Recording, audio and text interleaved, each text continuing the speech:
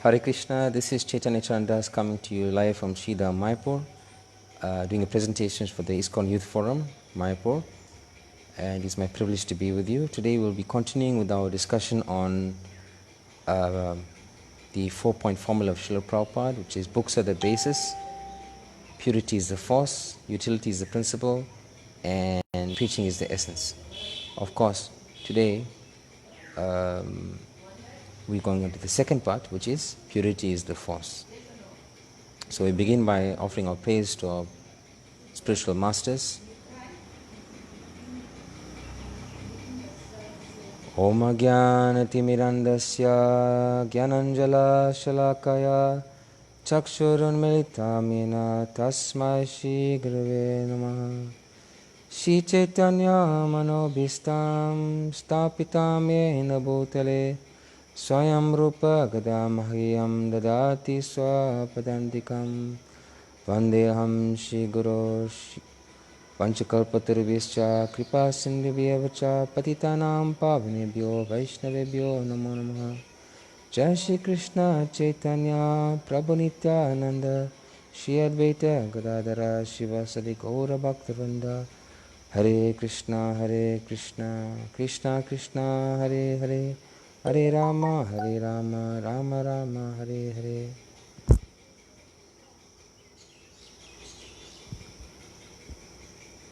So we begin by a small discussion on the nomenclature or the definition of these words here, which is two, purity and the word force. So looking at the word purity, according to the dictionary, it means a freedom from adulteration or contamination. It also means a freedom from immorality and especially sexual immorality. So these definitions are important and I'll come back to them later. But first, from the outset, we have to understand that purity exists on two levels.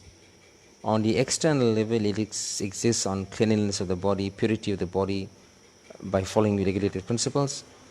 And the inner purity is in our actually purity of desire, which is actually our alignment with Krishna. To the degree we are aligned with Krishna very purely and very accurately and very tightly, closely, then we are situated in purity. This actually will tie up to another aspect of which I'll discuss today, which is the Leela of the Gundicha Marjana. Just on the 22nd, which is 3 days ago, we had the Gundicha Marjanam, the cleaning of the temple of Gundicha, in preparation for Lord Jagannath's arrival there. So this is a very deep pastime and there's a lot of levels to understanding this, which we'll discuss later. And also in this presentation I will look at the different forms in which purity can be exhibited. There's different avenues of forms. We will discuss that as well. So first we say that purity is the freedom from adulteration or contamination, especially freedom from immorality in the form of sexual immorality. And force means strength or energy. So, but in this case that we're looking at now, we are looking at force meaning potency. We see that if somebody has the potency to do it, that is the driving force that will make him succeed in anything actually. So what is the need for purity? To understand the need for purity, we need to question what is the goal of life. And as Vaishnavas, as practicing sadhakas, aspiring devotees of the Lord, our goal is to go back to Godhead at the end of this lifetime. And to go back to Godhead, you need to become a pure devotee and engage in pure devotional service. What is pure devotional service? Pure devotional service is defined in the Shastra, specifically in Srimad Bhagavatam, in many places, but I'm thinking of Srimad Bhagavatam, Canto 1, Chapter 2, Text 6, where it said, ahoitiki apratihata, which means without interruption and without motivation. Unmotivated and uninterrupted. That's the definition of pure devotional service. And one more definition is there in the Nectar of Devotion, where it is Srila Rupa Goswami says, Anya bhilasita sunyam jnana karmani navritam anukulin. Excuse me. So basically, Rupa Goswami is speaking that for devotional service to be considered on a pure platform, it should be freed from karma and gyan and should be following and pleasing to Krishna's desires and should be uninterrupted and unmotivated. There should be no separate, what should I say, desire, bilas. You know, we sing this in the morning. Moraya bilas, bilas kunja diobas, in Tulsi Arti, and this means desire. We desire from Tulsi Maharaj to give us devotional service to Krishna, Radha Krishna. So Anya Bilas means no other desire except for devotional service to Krishna, pure devotional service according to his desire.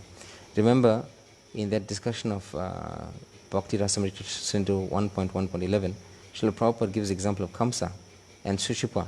Kamsa was also thinking of Krishna constantly, but in an unfavorable way. So we should think about Krishna constantly, but in a favorable way. Right? Anukulena, Krishnanu. That's there also. So, if Anya Bilasita Shunyam means completely freedom of any desire except pleasing Krishna, then there's Anya Bilasita Purva, which means full of desires. So many desires can be there. It mentions in this verse of Bhakti Rasamrita Sindhu the desire for karma, gyan, but pure devotional service means freedom from this. These are considered contaminations. And in an impure and contaminated state, we will not have that potency or the force to preach. The purity of the preacher is what attracts people. We consider Srila Prabhupada. Srila Prabhupada went to the West. What did he do? He sat under a tree, took his kartals, chanted Hare Krishna. And first a few handful, then a dozen, then 100, then 1,000, then now tens of thousands and hundreds of thousands of devotees are there, all being attracted to Srila Prabhupada because of Prabhupada's purity. So for a preacher to have purity, he has to get the blessings of his spiritual master and the senior Vaishnavas, and also the mercy of Krishna. And by his purity, he attracts the mercy and attention of the spiritual master and the blessings of Krishna and the mercy of Krishna. Without that potency, without that force, purity is the force, without that purity, one cannot preach. So I mentioned to earlier about a very nice Leela, which is called the cleansing of the Gundicha temple. This is mentioned in Caitanya Charitamrita Madhya Leela chapter 12. And in this pastime, Sri Chaitanya Mahaprabhu is engaging all the devotees in cleansing the temple of Lord Jagannath, the Gundicha temple. So it's called Gundicha Marjanam. So in the purport of chapter 12, Madhya Leela chapter 12, verse 135, Srila Prabhupada discusses this point of cleansing and purity. So first of all, we need to know what is the need for cleansing. In the case of the Gundicha temple, the temple was lying basically, it was being used, but not like Jagannath wasn't sitting there, which is the Jagannath in Sri Mandir, is not sitting there the whole year, right? So to receive Lord Jagannath in the Gundicha temple, there's a need to clean that temple. So Prabhupada says, for us to have Krishna seated in our heart, we need to engage in Chaito Darpana Majana, to clean the heart. And the means to clean the heart, the way to clean the heart is also explained by Srila Prabhupada.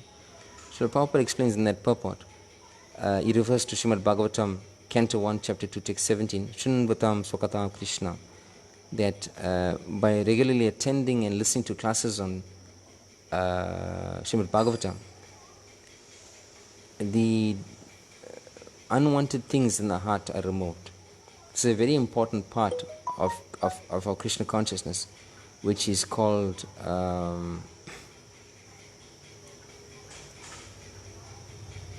anartha nivriti. See, we have many unwanted things. Anartha. Anartha means unwanted. And anartha nivriti means we remove these unwanted things. So the means to remove these unwanted things is to basically engage in the process of Krishna consciousness. The process of Krishna consciousness itself is cleansing and purifying. And it's not that everybody who is in the Krishna consciousness movement is pure, is a pure devotee. But by remaining in the Krishna consciousness movement and associating with the pure devotees who are there in the Krishna consciousness movement in ISKCON, we will become pure and we will become eligible to go back to Godhead. So the Krishna consciousness movement is actually described actually as a hospital. Now you go into a hospital, you see people in different kinds of stages of ill health. Normal health means you're healthy, you're strong, you're fit. But if you're unwell, you go to the hospital and you get treated there. So ISKCON has been described as a hospital because we see that there's so many people who have different degrees and varieties of dis-ease. You know, the word disease can be broken into two. Dis-ease and means uncomfortable, unhealthy. So one of the things we should avoid as devotees, aspiring devotees, is that we should not judge others who are in this Hare Krishna movement, this ISKCON. Oh, look at him, he's got this fault. Oh, look at her, she's got that fault. Oh, look at that devotee, he's doing this. Oh, look at this devotee, she's doing this. No. Everybody who is in this Krishna consciousness movement, in this hospital, everybody is sick to some degree. And with that understanding, we should understand that we are also sick. It's not that we are pure and everybody else is not pure. We should always consider that we are the ones who are impure and everybody else, every other devotee is pure, and we should try and take association with them in a very respectful way. You know, every single devotee should be respected. The way to deal with devotees of different categories, there's three categories of devotees: the Kanishta Adhikari, the Madhyama Adhikari, and the Uttama Adhikari. The Kanishta Adhikari is the neophyte devotee who just starts off in Krishna consciousness, is not very experienced. The Madhyama devotee is the one who's more experienced in Krishna consciousness. He recognizes Krishna. The Kanishta sees Krishna in himself only. The Madhyama Adhikari sees Krishna, the devotees, the non-devotees, and they can be categorized into two, the envious and the innocent. And he preaches to the innocent and he avoids the envious. And the Uttama Adhikari who sees that everybody else is a pure devotee except him. And he sees that everybody is actually a devotee of Krishna, it's just that time and circumstances separate them. So when we view people and we deal with people in this Hare Krishna movement, we should always be respectful of everybody. Respective of whether they're Kanishta or Uttama or whatever, we should respect everybody, at least in the heart. At least in the mind, we should offer mental respects to everybody. And if you consider, if you do this, we will not be causing offenses of any kind. We will be less likely to cause a Vaishnava aparad if we considering that everybody in this movement deserves our respect. Of course, how we take association is depending on that person's advancement. We offer respects to those who are Kanishta Adhikaris, who are less advanced. We make friendship with those who are on our level, who are equals, and we serve the seniors. So by doing like this, by associating properly with devotees, we develop purity in association. So purity is not just about having a clean bath and things like that. That's there. But it also means the way we behave. We have to be pure in your behavior as well.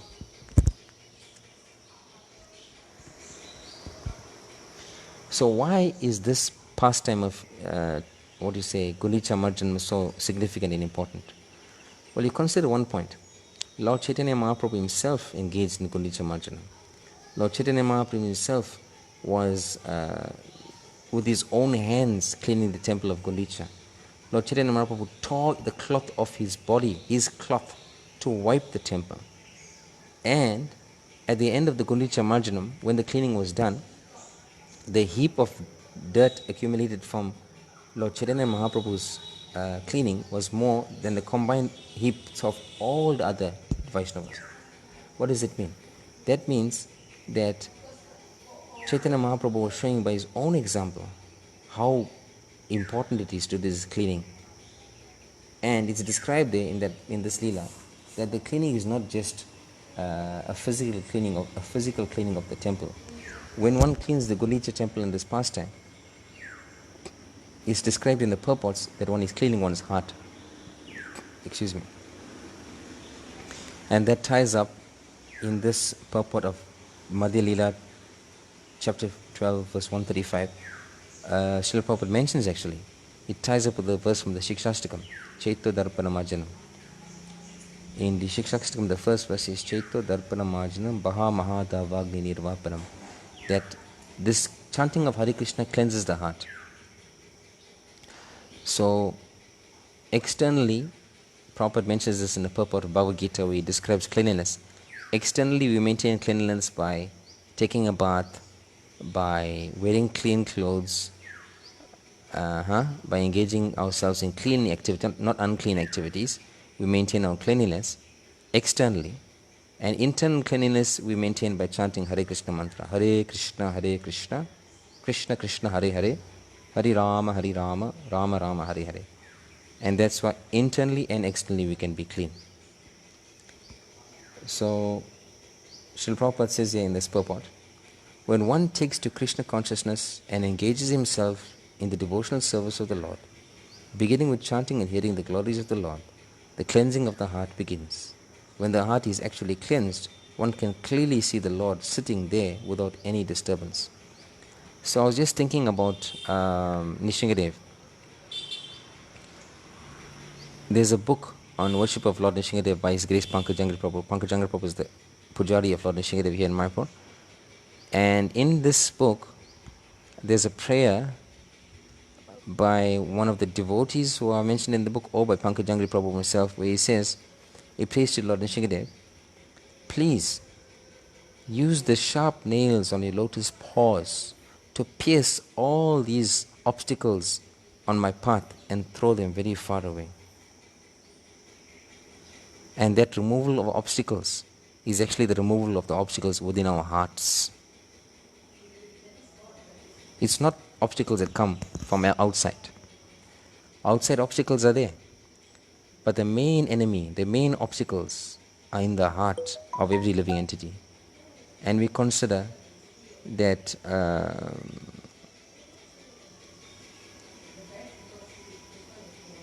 charity begins at home. There's a saying in English, charity begins at home. We may want to be charitable and give things to so many people, but charity must begin at home with us. If you want to change the world, start with the man in the mirror. Start with yourself. Start with ourselves. And in this way we'll see that we can make the world a very better place by starting with ourselves, by cleansing the heart, by following the process of Krishna consciousness. Now, as I mentioned earlier,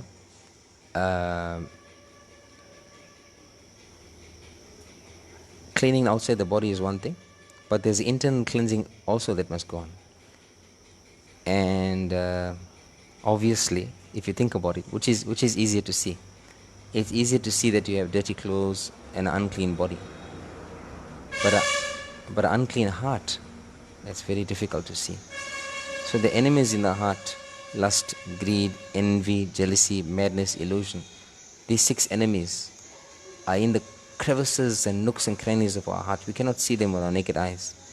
But a spiritually realized person, a sadhu, like the spiritual master, he can see. Somebody who is spiritually advanced, he can see.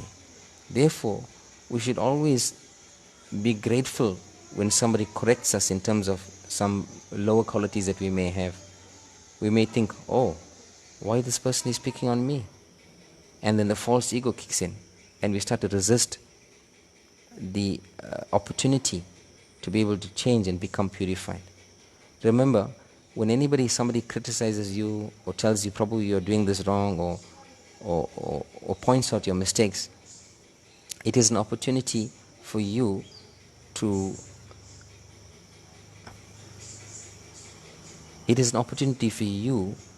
actually improve yourself. You must never think that somebody who's criticizing you is picking on you. No. That person is Krishna. The person is an instrument, and Krishna is speaking through that person. I'm reminded of an acronym. Acronym means the beginning letter of words. For example, ISKCON is International Society for Krishna Consciousness, right? So there's a very famous acronym which I came up with. It'll help you understand this point I'm making. It's JAI. J-A-I. JAI. Now we say Jai when we are glorifying somebody, when we're celebrating somebody, we say Jai. So in this case I'm saying the acronym Jai stands for just an instrument. And everybody that comes into our life, every interaction we have, that person has been sent by Krishna for our benefit. We shouldn't take it like this person is personally attacking me. We should think, actually, this person is an instrument for my purification. And out of Krishna's mercy, he has seen I've got this problem, I've got this fault, and this person is helping me become purified. So purity is the force. We must always consider how the people in our environment are helping or get to us to the point of purity. It's just a side thought there. Now we must consider Srila Prabhupada established some certain standards. Because if ISKCON is going to survive, if ISKCON is going to continue to expand and grow, then we need to have some purity.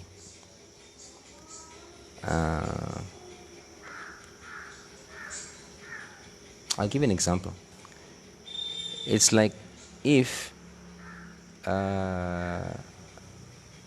somebody is selling some milk. I gave this example last week, but I'll use this example again. If somebody is selling milk, but they are watering the milk down, after some time, people will see, wait a minute, yeah, I'm not having milk anymore. The milk is tasting a little weak. And eventually that person will be selling white water. It won't be milk anymore. It'll be white water. That's called watering down. So if we continue to water things down, we're not going to have the essential item which we started with. And here in India, it's very common. We have milk salesmen called gosh, and the goshes they add water to the milk. It's a very common practice. So if you do that often enough, long enough, many times, and continually, you're going to end up with water, cloudy water. That's all, not milk anymore.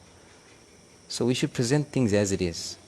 That's why Prabhupada's Bhagavad Gita is called Bhagavad Gita as it is. So if you do things like that, present the milk as it is, present gold as it is, present yourself as a preacher as it is, and Krishna consciousness as it is, there's a possibility, a very great possibility, that you'll be able to do that for a very, very long time, because you're operating on the level of purity. And as today's lecture is entitled, Purity is the Force. So Prabhupada understood this, and therefore he established certain rules and regulations.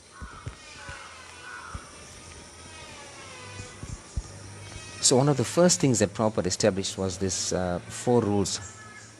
The 4 rules and regulations we take when we get initiated. We take vows to avoid 4 things and do 1 thing. That's called the Nisheda and the Vidhi. So the first 4, which are the Nisheda, you take a vow, you will not eat meat, fish, eggs, onions, garlics, these come under the category. You will not gamble, you will not take intoxication, and you will not engage in illicit sex life. So these 4 are the Nisheda, or the prohibitions. And in addition to that, there's the Vidhi. And the Vidhi is chant 16 rounds of Hare Krishna Maha Mantra daily without fail. Hare Krishna, Krishna Krishna, Hare Hare, Hare Rama, Rama Rama, Hare Hare. And by doing this, we purify ourselves. Actually, Srila Prabhupada says that following 4 regulative principles and chanting 16 rounds a day brings us onto the human platform. That means if you're not following 16 rounds a day, not following the 4 regulative principles and not chanting 16 rounds a day, you're not even a human being, according to Srila Prabhupada. But Srila Prabhupada is so merciful, and the holy name is so merciful, that just by starting with one attentive round every day, some of us may have a problem that we are unable to chant. It's a reality. Studies are too much. We may be living in the campus, the dormitory, and the environment is not good. Our family may be an obstacle in our chanting. They may be prohibiting us from chanting. Or the mind may get the better of us and we say we don't need to chant anymore. We may lose faith in the Krishna consciousness movement. So this is a reality. This happens in people's lives. So what to do? There's a disease called jaundice. And in jaundice, the patient who's suffering from jaundice tastes everything like bitter. If somebody gives him a sugar candy, it tastes it as a bitter thing. And what do you know? Sugar candy is sweet, right? But sorry about that. So this person with jaundice, he is tasting actually sugar candy as bitter. And the treatment, this is described in the Nectar of Instruction by Srila Prabhupada, the treatment for a person with jaundice is to actually eat sugar candy. So you may, the guy with jaundice might be thinking, what? This is tasting bitter. Why are you giving me something bitter to eat and saying that it's good for me? I hate the taste. I don't want to taste this. But that thing which tastes so bitter, that is the cure. So Prabhupada uses this to describe people who lack taste for chanting the holy names. For somebody who's lacking taste for chanting the holy names, you have no taste, no desire, no attraction for the holy names. That holy name, which is the sweetest of all sweet things, you perceive as bitter and you do not want to chant. So there is times like this in our lives. We have no taste for chanting. So what to do? What's the solution? We chant. Even if it's one round, we chant.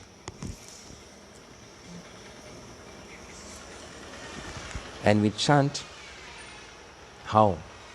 Like a child begging for its mother's help. Begging Krishna. Krishna is our mother. Krishna is our father. Krishna is our only wealth. So we beg him, please Krishna, please accept me. And Krishna will hear. If your chanting is pure enough, with a pure enough desire and intention and sincerity, Krishna will definitely help you. He's our ever well-wishing friend. And all we need to do is take that one step towards him and Krishna will pick us up. So I'm making this point because sometimes in life we see that even as devotees of the Hare Krishna movement, we don't chant Hare Krishna. By identity, by definition, we as Hare Krishna devotees of the Hare Krishna movement should be chanting Hare Krishna. But I am saying to you, there are times when devotees of the Hare Krishna movement do not chant Hare Krishna. We see it as something we cannot do. But I'd like to tell you, if you've ever had this experience, there's a hope. There's a great hope. And that hope is the Hare Krishna Maha Mantra. Just chant and pray to Krishna, beg Krishna, and he will help you. So chanting of the Hare Krishna mantra is there, and Prabhupada established it so that we can be strong and have that purity. So this is how we maintain internal, external purity, and this is Prabhupada's standards which he set, and we should follow. Then I was thinking, Shastra is full of individuals. If you look at individuals from Bhagavatam, Caitanya Charitamrita, and previous acharyas, we'll find many, many examples of people who, exemplify this point of purity is the force. And I thought of a few. I can discuss them now and you can mention them in the comments if you think of a few. I was thinking the first one was Parikshit Maharaj and Shukadev Goswami. So Shukadev Goswami, his purity was exhibited when he walked past a group of naked girls. These naked girls were bathing. Of course, in India, in those days, men and women will bathe in separate places and the woman will bathe completely naked with no clothes. And Shukadev Goswami, when he was born, he went past that place and he didn't even notice the girls. He was like they were not even there. But then Vyasadeva chased after him and the girls covered themselves up. So then he asked, why is it that when my son ran past here, you didn't cover yourselves? But when I ran past here, you covered yourselves.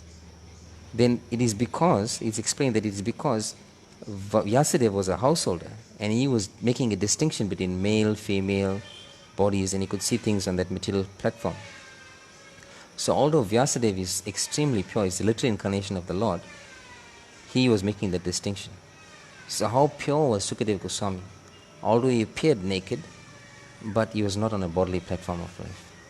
And remember at the beginning of the presentation I said that your consciousness, purification of your consciousness is that inner purity that we need to gain. Aligning our desire with the desire of Krishna. That inner purity has to be there. That's the real force. So secondly, I thought of Yudhishthira Maharaj. Now he's described, Yudhishthira Maharaj never spoke a lie in his entire life. And that gave him such a potency, such a force. Purity is the force. It gave Yudhishthira Maharaj such a force that his chariot floated 1 inch off the ground.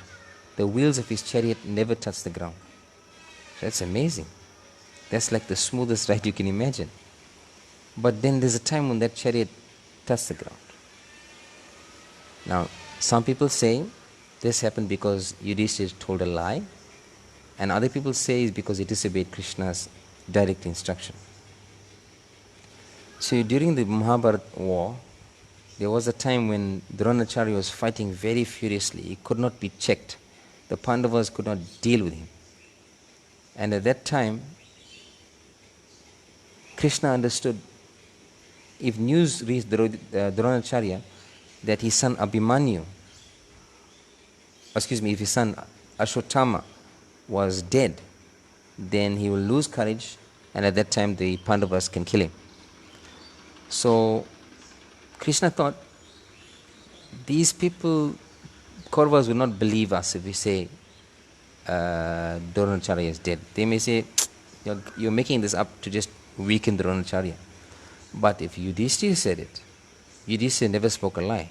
If Yudhishthira said that, then surely everybody will believe him, Dronacharya will believe him, he'll lose his courage, and then he'll be able to be defeated. So Krishna arranged that there was one elephant on the battlefield called Ashwatthama, because Yudhishthira did not want to say a lie. When Krishna says, shout out loudly, Ashwatthama is dead, Yudhishthira hesitated. But Krishna says, no, see this is one elephant called Ashwatthama. He just died. So when you shout out Ashwatthama is dead, you'll be talking about the elephant. But Dronacharya will think, oh, my son Ashwatthama is dead. So this statement was accepted by Yudhishthira. He says, oh, it makes sense. I'm not breaking my vow of not lying. Okay, now I will make the decision to say that Ashwatthama is dead. And when he said that, immediately his chariot wheels touched the ground. Now some people say, oh, it's because he lied. He said that Ashwatthama is dead, but Ashwatthama is not dead. Ashwatthama is still there. But actually, Acharya's comment that it was because he hesitated to listen to Krishna's instruction, his order. So I got some comments here from the devotees. Yes, Kamalendra Singh Rathore Prabhu, who says, We heard Srila Prabhupada's feet when also not touching the ground as narrated by his disciple during a morning walk. That's interesting. And we have His Grace Aniruddha Prabhu. Aniruddha Seva Prabhu is a very dear friend of mine from Bangalore. He once assisted me was my student actually at Bhakti Shastri in Bahrain, Balaram Desh. Nice to see you, Prabhuji. And he says here, there's a few examples of pure devotees who show purity is the force. He says Pralad, Dhruva, Kunti, Maharani, Vidura, Vibhishan and Bali Maharaj. Thank you for these examples. In addition to the ones that I have, we'll also discuss yours, Prabhuji, if there's time permitting. So the next person I thought of was Ambarish Maharaj. So Ambarish Maharaj was a very saintly king, a Raja Rishi. And there's one example of his purity which stands out in my mind, and that's the interaction with Durvas. So Durvas, as you know, came to the ashram of Ambarish when Ambarish was fasting. And Ambarish had to receive Durvas, but at the same time he had to keep his fast, use dry fasting. And there was a certain time of the next morning where he had to break his fast. And he said, how can I break my fast? I have to serve my guest, but at the same time I have to break my fast. If I don't break my fast, the fasting which I'm doing for my subjects will be null and void. What can I do? So what did he do? He didn't speculate and think, oh, what should I do? As an acharya, he set the example by consulting with the brahmanas. And the brahmana says, you just drink water. By drinking water, you are breaking and simultaneously not breaking your fast. So you just drink some water. And it wasn't like a glass of water. He just did achaman, by the way. But Durvas, by his mystic power, could understand, oh, this king has drunken water. He has consumed something before me. And Durvas became very, very angry. And he came there angrily and he started to curse and chastise and make so much of problems for Ambarish Maharaj. And all the time Ambarish Maharaj was remaining very cool, calm and collected and remembering the lotus feet of the Supreme Lord. And then Durvas did something very bad. He plucked out one strand of his hair and he threw it on the ground and created a very fiery demon to destroy Ambarish. Ambarish Maharaj just prayed to the Lord for shelter and protection. And at that moment, Lord released his Sudarshan Chakra. Sudarshan Chakra destroyed that demon and then began to chase Durvasa all over the universe. Very nice pastime there. But Ambarish was protected by his purity. That demon could not touch a single strand of hair on Ambarish's body because Ambarish was so pure devotee of the Lord. So the next person I thought of was Srivas Pandit. And Srivas Pandit, you know, in the Caitanya Charitamrita, there's a pastime of some people wanted to blaspheme Srivas Pandit. So what they did, they took a lot of paraphernalia of Durga worship of Mother Durga, and put this paraphernalia outside the doorstep of Srivas to defame him. And of course the people, as soon as they saw this, they realized, man, Srivas, he won't do this. And Srivas, he came out of the house, he saw the paraphernalia, he says, yes, you have discovered, I am found out, you have caught me out. You know, he played along with it. But it actually is a very big offense to blaspheme a pure devotee of the Lord. And the person who did that fell down very, very badly. He fell down very badly, because to blaspheme somebody who has purity is an offense to the devotee, and Krishna takes a very great exception to that. And that person suffers so badly. And there's another person called Gompala Champa who criticized Srivas once in the public, and as a result he got leprosy, and his beautiful form was actually disfigured by the leprosy. So I want to discuss two more points of my own before I take comments from Aniruddha Prabhu and now Kamlendra Singh Rathore Prabhu. The first one is who is this person? Excuse me. First person is Jada Bharat. We know that Jada Bharat was, in his previous lives, was Bharat Maharaj and then the deer, and then he got the body of Jada Bharat, and he was acting like, what should I say, Avadut. acting like a avadut who he was not in his external consciousness in terms of relating with the world as we do, but he was a pure devotee. So, when an opportunity came for him to be sacrificed by Kali worshippers,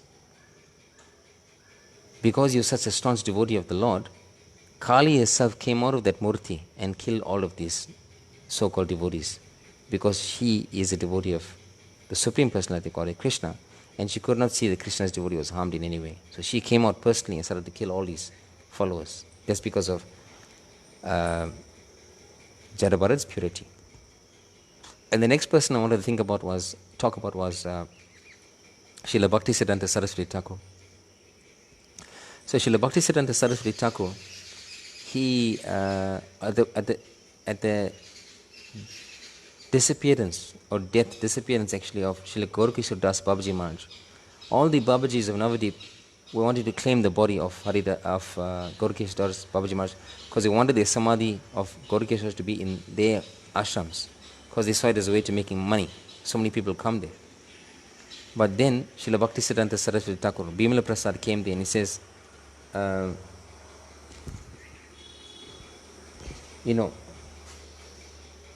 anybody who claims that they can touch this body of Gaurkishore Das Babaji Maharaj, you please say how long it has been since you have had illicit relationships with a woman.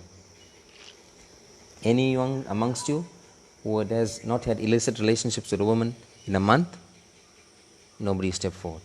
Anybody of you has not had illicit relationships with a woman in a week? Everybody stepped back. Anybody of you has not relationships in a few days?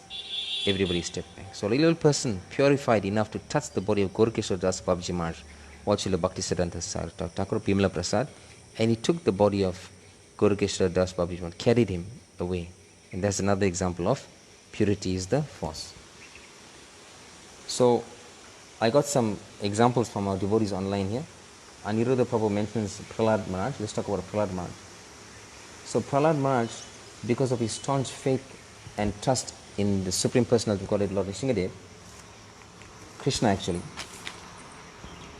he was able to pass all the tests, all the challenges that came to him by his demonic father Hiranyakashipu. He was thrown in a boiling oil, he was put under the feet of the elephants, thrown from a high cliff, attacked with deadly weapons, thrown in a pit of snakes. All of these things he escaped very easily because of his purity. He was a pure devotee, and therefore he had that force, that potency, and he was protected. He took complete shelter of the Supreme Personality of Godhead. Then next one is Dhruva. So Dhruva Maharaj, he was able to perceive the Lord face to face on the strength of his devotion, his determination. But when he saw the Lord, his initial desire to have wealth equal to that of his grandfather, Lord Brahma, dissipated. And he said, I've been looking all this time for pieces of broken glass, and having found you, it's like I found the most priceless and precious diamond. So initially he had some mixed desire, but when he saw the Lord, because of his purity and his purpose of intention was so pure, then he realized all these material mundane things are not important so much. Then the next one that Prabhupada mentions here is Kunti Maharani. And we see that Kunti Maharani is actually described, Bhishma. Bhishma Dev on his deathbed is glorifying Kunti Devi. And he's such a great general. He had arrows all over his body. But he wasn't crying. He was feeling great pain, but he could choose his time of death. He wasn't crying because of the arrows. He started to cry for the Pandavas and Kunti Maharani. What you haven't been through. What suffering you have not gone through. You were so exalted, dear devotees of Krishna, but you suffered so much. And he started to weep because of that. And Kunti is extremely pure. And she raised 5 pure sons, as we know. And she maintained a purity, although she had those 5 sons with the demigods. So Vidura was born of a maidservant, but still by purifications of his existence and going on this parikrama and taking up a vanaprastha life, he attained the level of a Paramahansa, and he was able to instruct Dhritarashtra to leave his throne. This is described in the first canto. Another example given here is Vibhishan. So we see Vibhishan, he was born in a demon's family. He was a brother of Ravana, who was like one of the topmost demons. But still, because of his devotion to Lord Ramachandra and his purity, he was actually favored by Lord Ramachandra and made the king of Lanka eventually. And Bali Maharaj, you see here that he was intent on keeping his word to Vamanadev, to the extent that he disobeyed his guru. It's a big offense to disobey one's guru, but Bali Maharaj rejected his guru and embraced the orders of Dharma and kept his word to Vamanadev. Although his guru warned him, this is Vishnu in disguise, he still kept his word. And then Kamalendra Singh Rathore Prabhu's suggestion is Haridas Thakur. So we see that Srila Haridas Thakur had such a faith in the chanting of the holy names that he took complete shelter of the chanting of the holy names, to the extent that he was tested by a prostitute who came to make him fall down, but he passed the test because of his fixed devotion and dedication to chanting of the holy names. And Maya Devi herself, personified, came to test Haridas Thakur. He passed all those tests because of his purity. So we also need to come to the point of being purified. We need to purify our desires. And how to purify our desires? We need to chant the Hare Krishna mantra without offenses. Hare Krishna, Krishna Krishna, Hare Hare, Hare Rama, Rama Rama, Hare Hare. And take this process of Krishna consciousness sincerely and seriously. If we are sincere, automatically the process of Krishna consciousness will purify us. You also need to associate with pure devotees who are already on the platform of purity and serve them. It's described in that purport that I quoted, Madhya Leela, chapter 12, text 135, that by hearing about the glories of the Lord, one becomes purified. So, to hear is not easy. We need to have a taste for that. And how does the taste for hearing comes? That comes from serving the pure devotees. That's in Srimad Bhagavatam 1.2.16. Shushra Shashan Sadadanesya Vasudevam Kataruchi Shan Mahat Savya Vipra Punya Shevam Shishevanat. Which means by serving the pure devotees of the Lord, one gets an inclination, an affinity for hearing about the Lord. And when one hears about the Lord, that purification takes place. And one classical example of somebody who heard about the Lord and a classical example of somebody who served pure devotees and got the mercy was Narada Muni. He was the son of a maid servant. His mother hosted the Bhakti Vedantas when they came to stay there for the rainy season. And in this rainy season, in this Chaturmasya, he served them so well and ate the remnants of their food, and he became purified, and in his next birth he became Narada Muni. So by associating with pure devotees, eating the remnants, serving them, we get their mercy.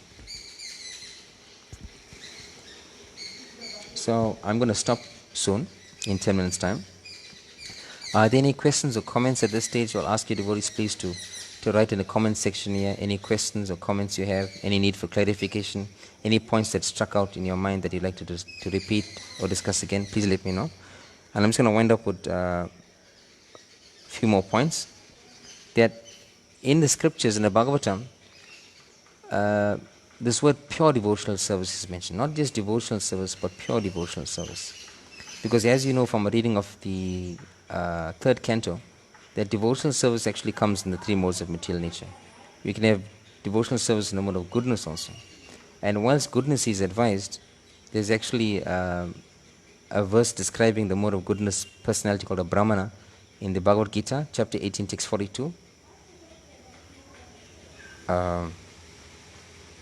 Sama Dhamma Tapa Socham.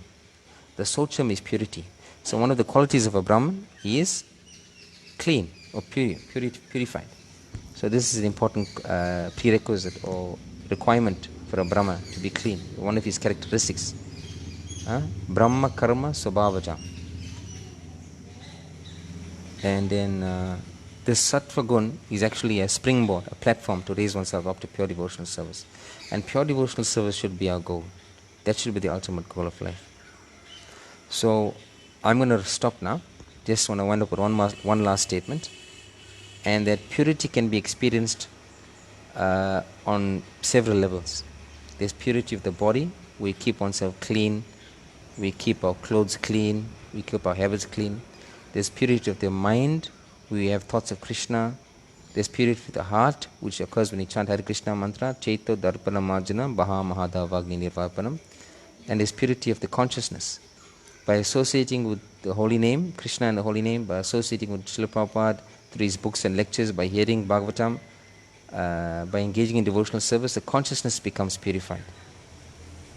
And the last and not least is the following of the previous acharyas, especially Srila Prabhupada.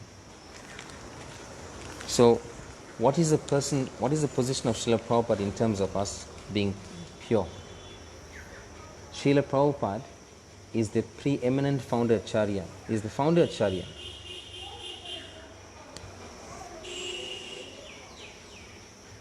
Srila Prabhupada is the founder acharya of the International Society for Krishna Consciousness, and most importantly, although we may have our Diksha Gurus, our initiating spiritual masters and our Shiksha Gurus, we may have many Shiksha Gurus, but Srila Prabhupada must always remain the preeminent Shiksha Guru. And Srila Prabhupada is the one who is connecting us to the Parampara. His disciples, our spiritual masters, are connecting us to Srila Prabhupada. So we should always maintain Srila Prabhupada as the preeminent Shiksha Guru, and thus we'll be able to maintain purity as the force. So we have a question here from His Grace Kamalendra Singh Rathore Prabhu. His question is, does purity come also if we try to keep ourselves externally pure, or it can be ensured if one is pure from inside by thoughts and practice? Thank you for your question, Prabhu. Actually, I answered this question in my presentation, is that both are necessary. We have to be externally pure by bathing regularly, wearing clean clothes and be clean in our habits. And internally we have to purify ourselves and our consciousness by chanting Hare Krishna Maha Mantra, reading Srila Prabhupada's books, thinking of Krishna. So both are important, and both are definitions of what purity is and should be. And there's no such thing that is perfectly pure inside. It's described that in the heart there are layers of dirt and dust accumulated for lifetimes. So if you've ever had the experience of seeing a dusty mirror, you cannot have a good reflection. But if you clean that mirror, then you can see reflections nicely. So in the same way, the heart has many layers of dirt, impurities, and by chanting Hare Krishna mantra, this Chaita Darpana Marjanam process takes place, and we're able to see Krishna and ourselves seated in the heart. I hope that answers your question, Prabhu. Thank you very much. Any other comments or questions, please direct them via the comment section. One more thing came to my mind is I'm sitting here in Mayapur. I'm very fortunate to do that. And I wanted to explain to you about the purity that comes from living in the Dham. See, the Dham is conscious. The Dham is actually Lord Nityananda Prabhu expanded as the Dham to facilitate the pastimes of Lord Chaitanya Mahaprabhu. So simply by being in the Dham, by just physically being in the Dham, one can become purified. And what does being in the Dham mean? Does it mean sitting here like I am in Mayapur? Or does it mean remembering the Dham? Having a mental immersion in the Dham? Because you may recall, in the Nectar of Instruction, when it's advised that one should live near Radhakund, it's described one should reside in Radhakund in one's mind. Now, somebody may be living in Radhakund or in Vrindavan, or Radhakund is in Vrindavan, or Mayapur, or Jagannath Puri, and not actually be in the Dham. But if we reside in the Dham, in your mind, in your heart, and you're fully convinced that there's a connection between you and the Dham on the platform of the heart and the mind, you will be in the Dham. Dham is a state of consciousness, and you can have that consciousness anywhere in the world. But there's definitely a potency of being present in the Dham physically, as I am. I can tell you that because I'm just surviving on the basis that I'm here in Mayapur, and in the blessings of the Vaishnavas and my spiritual master and all of you.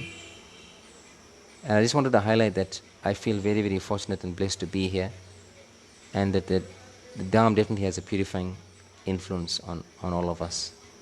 And even if you're not here with me in Mayapur or in Vrindavan or in Radhakund or in Jagannath Puri, in your mind, in your heart, you can always live in Vrindavan and Mayapur and attain that purity and have that force. Hare Krishna.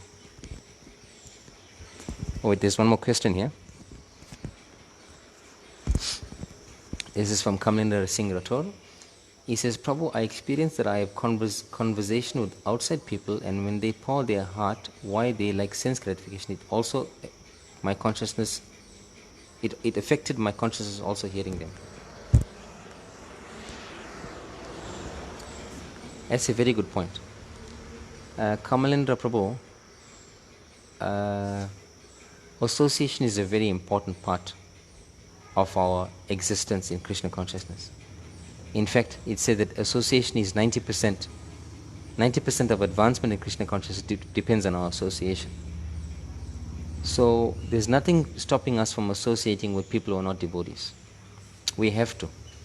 Some of us are in university, college, IIT, whatever it is, and we have to associate with people who are not devotees. Some of us are working in a situation where there's non-devotees. Some of us have non-devotee family members. Some people may be married to a non-devotee. So there's circumstances and conditions where you cannot escape the association. By circumstance you are there, you cannot do anything with it. You're just in that association. But the point is, we need to give association and not take association. When we are associating with our fellow college mates, our workers, our family members who are not devotees, we should give association without taking it. And here you say here, Kamalendra Prabhu, they pour their heart out that they like sense gratification. That means you're taking the association. You should be very, very careful not to take the association. You can describe to them the glories of Krishna consciousness and how your senses are gratified in a Krishna consciousness way to them, and there you'll show them there's a better way to really gratify your senses, and that is to serve the senses of Krishna. Actually, a devotee doesn't make any external effort to gratify his senses. Simply by serving Krishna's senses, automatically your senses are served. Prabhupada gives the example of, Bhagavatam gives the example of pouring water on the root of a tree. When you pour water on the root of a tree, automatically all the leaves, twigs, stems, fruits, flowers, all are receiving water.